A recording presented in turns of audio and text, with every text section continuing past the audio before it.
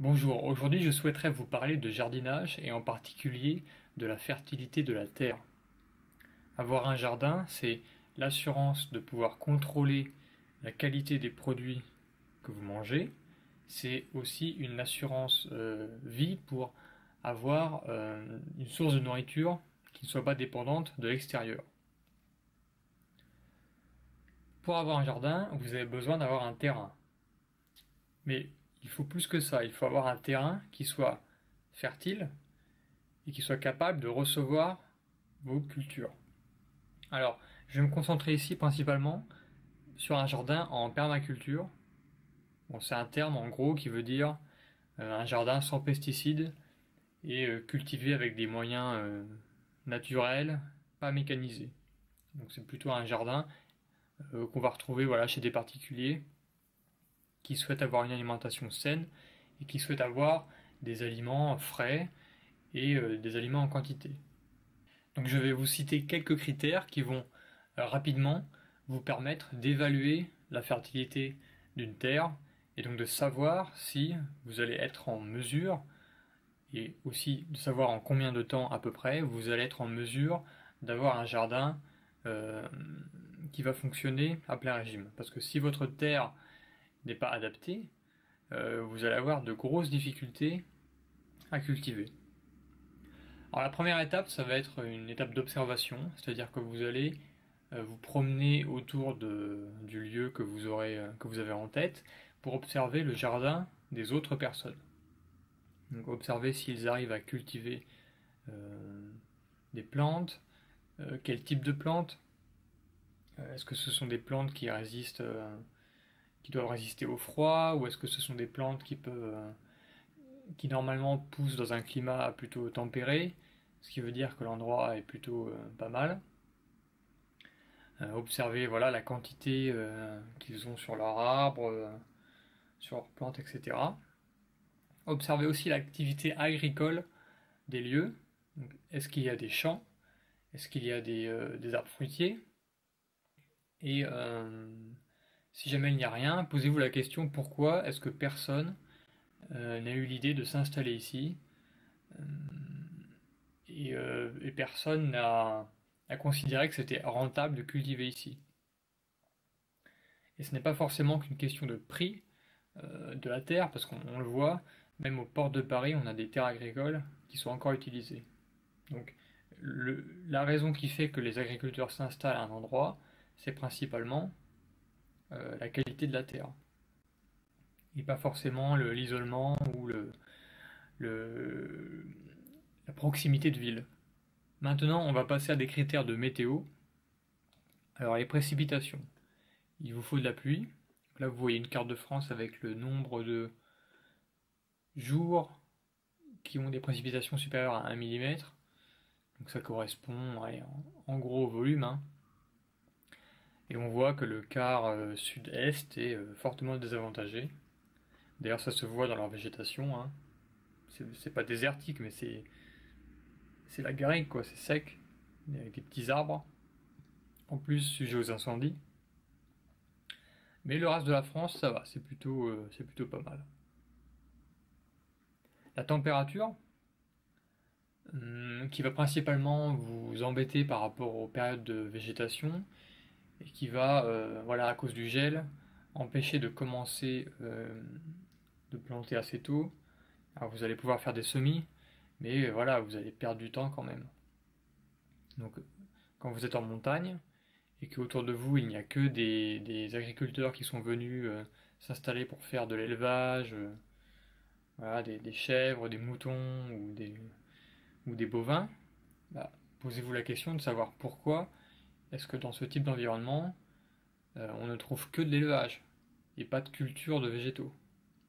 Peut-être c'est parce qu'il fait trop froid et parce que quand vous êtes sous la neige, ben, en bas de la vallée, eux, ils sont hors gel.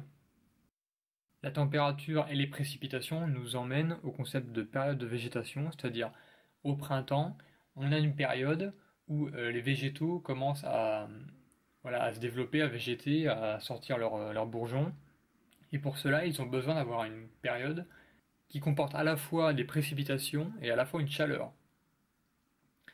Donc dans le sud-est, on pourrait se dire ah bah, il fait chaud donc c'est parfait pour les végétaux, mais non parce qu'ils n'ont pas assez d'eau.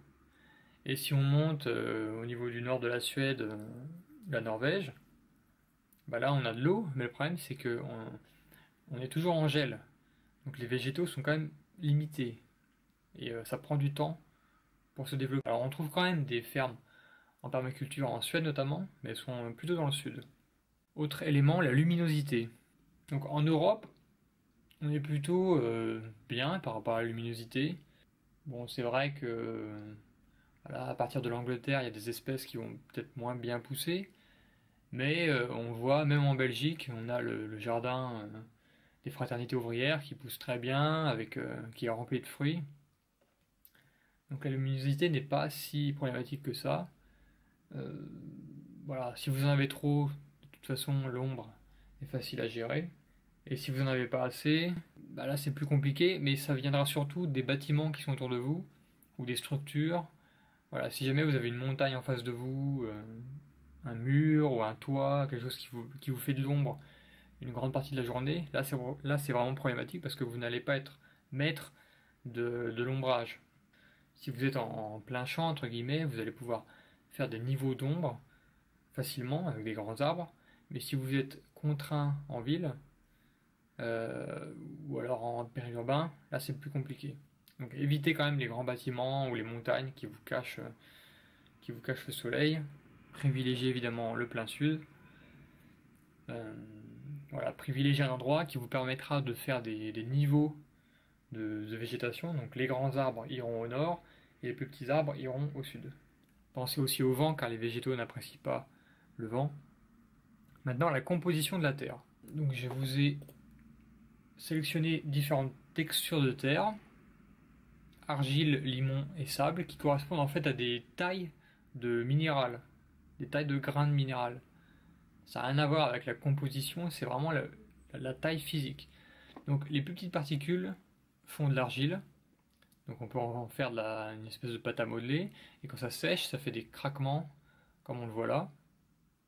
Et quand il pleut, on a l'eau qui reste au-dessus du sol, parce que le sol devient quasiment imperméable. Donc là, c'est pas trop l'idéal pour une culture. Ensuite, on a les limons, un peu plus gros grains. Ça ressemble à l'argile quand même, mais c'est bien mieux. Et ensuite, on a le sable qui a du mal à retenir l'eau et qui, voilà, on peut quand même faire pousser des choses et puis les retirer facilement. Mais c'est pas non plus un substrat très riche et qui va retenir l'eau facilement, donc c'est à améliorer quoi. Et ensuite on a le top du sol, c'est l'humus. Là c'est vraiment c'est le sol de la forêt, hein. C'est-à-dire que c'est un mélange des trois grains qu'on a vus précédemment, plus des matières organiques décomposées par les vers de terre, hein, vous voyez ici, par les insectes.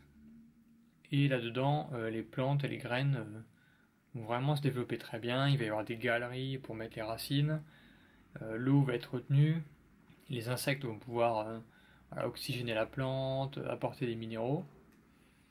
Et quand on montre une coupe de sol, là vous voyez en forêt, on voit très bien la partie humus au-dessus, hein, cette partie sombre, avec les racines qui s'enfoncent très facilement. Et en dessous, on a les pierres et sûrement du sable, de l'argile. Et donc en fait, le sol se crée sur la roche-mère. C'est-à-dire que quand vous avez une île volcanique, par exemple, qui se crée, il n'y a rien, au bout d'un certain moment, il y a un peu d'érosion, il y a une sorte de sable qui se crée. Ensuite, vous avez des graines voilà, qui arrivent par le vent, qui se développent. Et là, de là, on a la matière organique, et on a les insectes qui arrivent, etc. etc. Et le sol se crée, en fait, par-dessus les pierres. Voilà, et là, on voit aussi les feuilles, hein, ou les branches qui sont au-dessus du sol, au contact de l'air, pour pouvoir être décomposées par les champignons, et qui vont ensuite apporter la fertilité. Donc analyser la texture et essayer de repérer une texture proche de l'humus au maximum, hein. Donc c'est une texture qui sent la forêt, une texture assez molle, hein. Vous pouvez enfoncer votre main dedans, c'est vraiment doux au toucher et au pas. Essayez de vérifier la vie du sol, Donc, si vous voyez des vers de terre, des insectes, etc., c'est très très bon signe. Et ensuite, essayez de vérifier les plantes bioindicatrices, notamment celles pour l'eau, parce qu'il ne faut pas que votre terrain soit gorgé d'eau en permanence. Alors, autre point à vérifier pour votre jardin, la pollution. Donc, l'historique du sol à vérifier. Est-ce qu'il y a eu des sites industriels auparavant? Est-ce que c'était une ancienne décharge, hein? Regardez s'il y a des objets abandonnés, rouillés, etc. Regardez aussi par rapport à l'inclinaison de votre jardin. Si vous n'allez pas recevoir l'eau de votre voisin, parce que vous êtes en contrebas, vérifiez aussi l'environnement, notamment quand vous êtes en campagne. Si jamais il y a des champs autour, des vignes, que vous n'allez pas recevoir les pollutions, les produits toxiques, dangereux, mortels, qui sont disséminés comme ça sur les cultures environnantes. Alors, concernant le temps qu'il faut pour arriver à avoir un jardin fertile, une terre fertile, donc ça dépend évidemment de la terre à l'origine. Donc une terre de forêt est immédiatement fertile, mais une terre qui par exemple était une ancienne terre agricole, où il y a eu voilà, des blés, etc., une terre qui est assez dure en été, hein, assez craquelée, avec beaucoup d'argile, et avec la couche de matière organique qui a été totalement lessivée. Là, on va avoir besoin de beaucoup de temps, 5, 10 ans, probablement, pour avoir une terre de très bonne qualité. Donc on peut rendre quasiment n'importe quelle terre fertile, c'est ça la bonne nouvelle, mais ça prendra plus de temps. Voilà, faudra pailler, faudra apporter des matières organiques, faudra favoriser la vie du sol, etc. Mais en tout cas, quand vous êtes au niveau du choix de votre terrain, vous aurez le temps d'apprendre tout ça. Et si vous devez absolument faire un choix maintenant, voilà, essayez de vous référer aux éléments que j'ai cités pour vous faire une idée rapidement du potentiel. Si vous voulez plus d'informations, vous pouvez aller consulter les vidéos du couple bourguignon qui expliquent très bien la vie du sol et qui montrent notamment que chaque espèce de végétal a un sol qui lui est le plus favorable. Vous pouvez aussi aller voir les vidéos de Christophe Keppel, Keppel, et vous pouvez aussi consulter les vidéos ou même aller visiter, si vous êtes proche de la Belgique, le jardin en permaculture, le jardin forêt des fraternités ouvrières. Voilà, j'espère que cette vidéo vous aura été utile. Si vous avez des commentaires à faire, n'hésitez pas. N'oubliez pas de vous abonner pour recevoir les prochaines vidéos. Merci.